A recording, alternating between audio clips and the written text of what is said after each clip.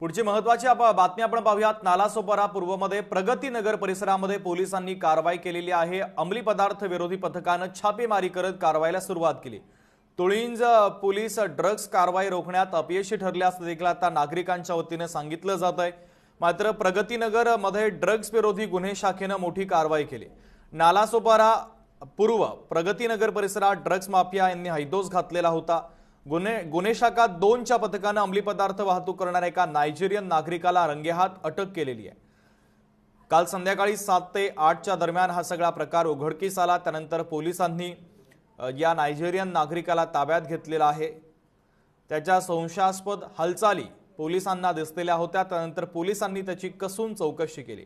Tulinj police ठाण्याच्या bit चौकीच्या 100 मीटरच्या आत ही कारवाई झाल्याने तुळींज पोलीस यांच्या कार्यक्षमतेवर आता प्रश्नचिन्ह उपस्थित केले जात आहे।